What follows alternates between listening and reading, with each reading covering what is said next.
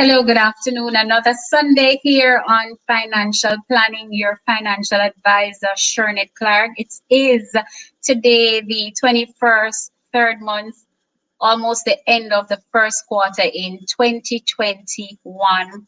And of course, I am mindful of the fact that our Prime Minister will be speaking today at about 5 p.m. regarding additional updates as it relates to COVID-19 constraints, etc. We need to brace ourselves for whatever is coming. Brace ourselves meaning be prepared, not just throw up our hands and ask the question, what is next? Because we have control over our destinies and the decisions that we make. I want to make sure that persons on Facebook are actually able to connect today. So let me make sure that I'm connecting to Facebook as it relates to the live. I want to welcome each and every one of you for your support each and every Sunday on the live. You don't have to do it, but you are on, and I wanted to let you know that I really appreciate it.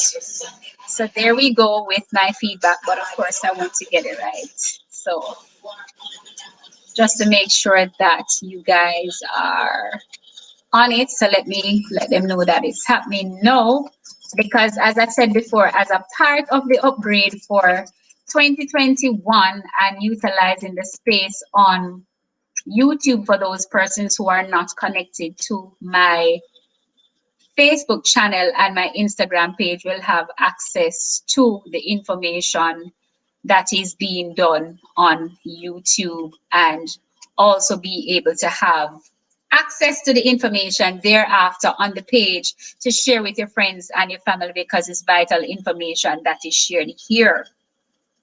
Now, we have spoken about budgeting before on previous lives. I've done it in 2019 and I did it again in 2020 because there is no one time or one method in terms of budgeting. So I continue to share. Now, as it relates to the pandemic, there are some tips that I definitely have for you as it relates to planning in terms of your cash flow. And while our dear friends in the United States of America have been receiving their stimulus checks, etc., persons are still strapped for cash. Persons are still worried, and there is a mental aspect we need to know how to deal with in terms of managing what we have and bracing and preparing for what is to come, because all of us are in this together. All of us are experiencing the uncertainty. Some are experiencing job loss, some are experiencing loss of hours, some are experiencing illness. So spending becomes prioritized in these times, and there is a lack thereof or the uncertainty. Some are holding or hoarding. Now, I want to just give you 3 tips today in terms of how it is that we're going to manage the way forward. And as I said before, it affects us mentally.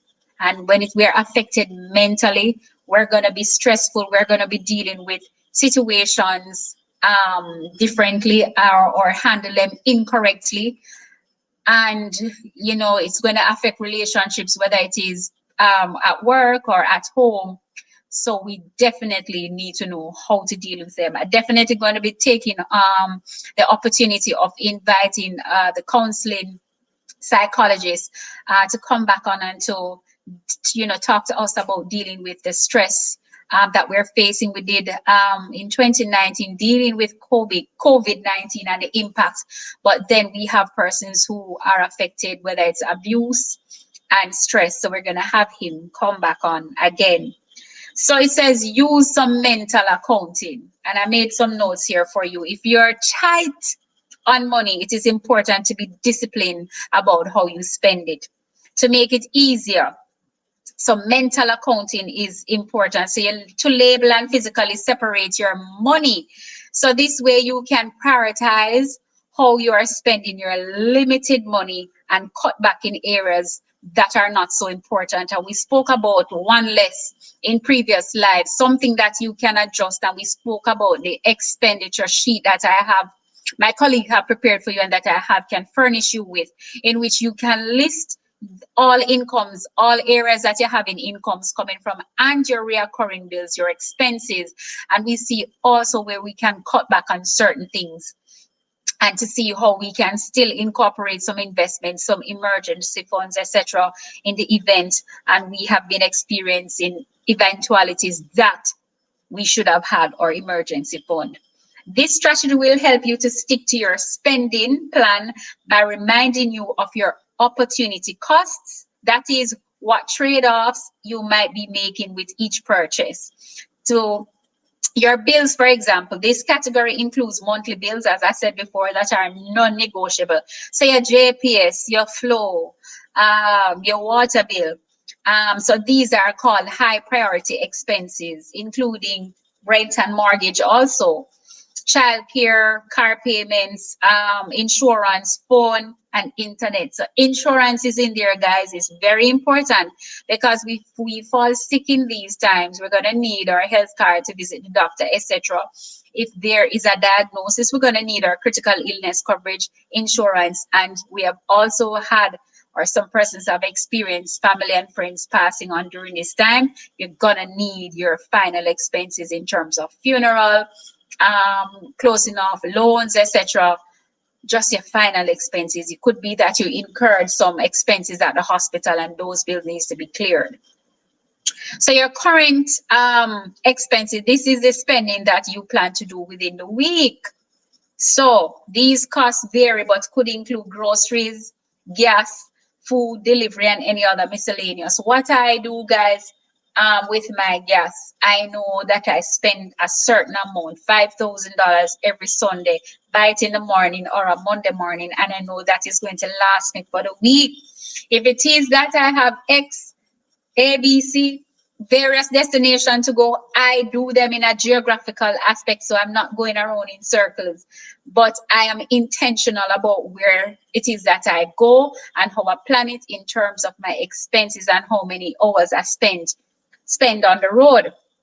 Your future expenses, these include the cash you set aside for later use, and that might include your retirement savings or emergency fund. Emergency fund, guys, all of us need it. It includes any money that left over after covering the cost of your bills and your current expenses. And sometimes I will flip it and put the emergency fund first, because sometimes we can do some adjustments in terms of the weekly bills. The lunch money, if you spend $1,500 for lunch a day, we can cut it down to something else, a salad for $600, or you can take some lunch from home.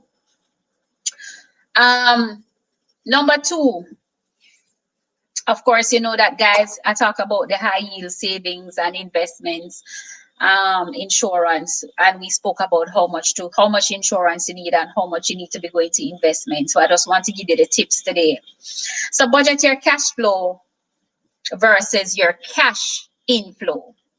Instead of building a monthly budget based on the cash you have coming in, whether you are getting a regular paycheck or you're collecting, for those of us in the United States, on unemployment or some other form of government benefit, such as your social security, think more about your money on a per spent basis. For example, the first time you decide you need to go to grocery shopping, suppose it is that you're spending $200 on a monthly basis for grocery, and you are going to be going to the grocery shop on a weekly basis. Then you need to break that down. Don't go over that $200, that I'm going to be picking up this, and this time when I go, the bill is going to be $40. So you know you have $160 left. But if it is that we don't set that bill and we keep going back and going back, we're going to be spending $500 for grocery instead, because we keep going back and we're not making note of what it is that we're buying, what we're spending, and what it is that is coming in.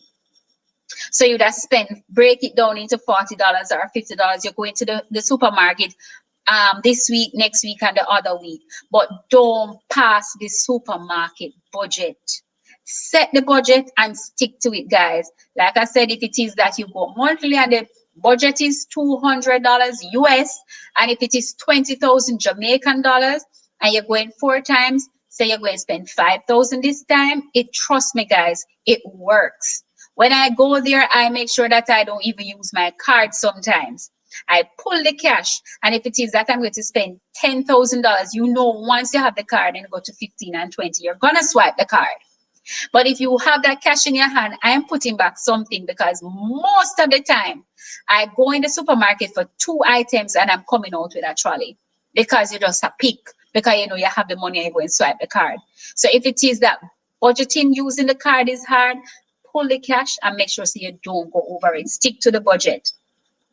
Plan ahead is the third point. It's easier to cope with the worsening financial circumstances by planning ahead. Instead of waiting for the worst to happen, act now to soften the impact pandemic is having on your finances. So the worst impact that it's having now. Once we plan for it, once we prepare for it, we'll be better able to cope with it. Don't wait until your cash runs out to find ways to meet those needs.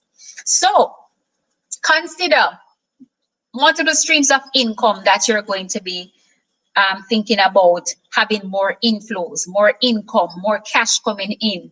And more cash coming in should not encourage us to be spending more either. We still need to maintain the budget, and we need to think about saving more towards the emergency funds and investment. If it is that you think that you can't find something to do that is going to bring in some income, call me. I have many methods that you can earn some money. So if you're interested, you watch this live or you watch the replay, whether on YouTube or Facebook, or whether you see a post on my IG page, just DM me, send me a message, make a comment. I'll definitely have something in place for you that is going to encourage you to save. Hi, Patricia, welcome. Exactly. I don't shop with a card. Yes, I pull the money and use cash. Yes, I'm conscious of what I'm spending. And it works, Patricia. I have done it. Once I have the card, I am going over budget because the card have the money. But once you set the budget, it is 50,000 for the household per month for grocery, 20,000. You set the budget. And if it is that you're going to the supermarket more than once, then you split that budget in the time that you're going to. So if it's 4 times, divide that budget by 4. If it's 10 times, divide that budget by 10 and you get the item. Guys, I'll also encourage you to make a list. Once you make a list, you will stick to that list and take the list in the supermarket with you. Cross off the items that you have selected. If it is that you're going there with $10,000 and the items that you have ticked off come up to 7,000, then you can add something else to the list. But make sure the items that are important are the items that you pick up first. And if you go over the budget, put them back. Don't be afraid. Don't be ashamed. Don't be embarrassed to put them back. It is it that you want to budget and you want to maximize on the money that is coming in. Like I said before, those of you who are interested in having multiple streams of income or finding a way to earn some extra money, I can be contacted here. And of course, my information is normally placed in the comment section. I want to welcome those who will be viewing on VPN. Thank you this and every Sunday at 4 p.m. for supporting the live, for watching me, for utilizing the information that is there. And for those of you who have purchased financial product for me in terms of enhancing your financial portfolio, I want to congratulate you and I want to thank you also for considering me. I want to remind our farmers and fisher folks of the AgriCare that is issued by my company that covers personal accident, life insurance, critical illness coverage, hospital care, primary care, and comprehensive care health insurance. Guys, the enrollment period is between the 1st of March to the 31st of May without evidence of insurability. You don't need a medical. After that period, no enrollment applications will be accepted, or if it is outside of that, you may need a medical. So you want to jump in on this opportunity, and not only can you insure yourselves, you can insure your significant other, your spouse, and your dependent children. You want to jump on this opportunity and get yourself sorted out financially. There are other products that we offer, but this was made specifically for you. Want to remind our folks that, of course, you Need to look at your financial portfolio and see where the gaps are. If it is that you have life insurance alone, then you need your critical coverage insurance. You also need your retirement fund, definitely need that. And of course, think about some investments, some ones that are safer, more guaranteed. And also, you can think about some stocks and shares. And of course, your health insurance. And our health insurance packages does cover your COVID medication, prescription drugs, etc. So there are stipulations where that is concerned. But once we start the conversation, then I'll be able to properly guide you. Want to thank you once again, guys, for taking the opportunity in your busy Sunday afternoon to sit and to listen to me. Remember to like and share and to subscribe to the YouTube channel. Watch out for the information that is also posted on Iconshernz, ICONSHERNZ, which is on IG. And of course, guys, thank you once again. Remember the 4 W's: the washing of the hands, wearing of the mask, and watch your distance. Observe the protocols. Be kind to one another. So once again, thank you. Stay safe, stay focused, stay strong. Love you guys. Walk good.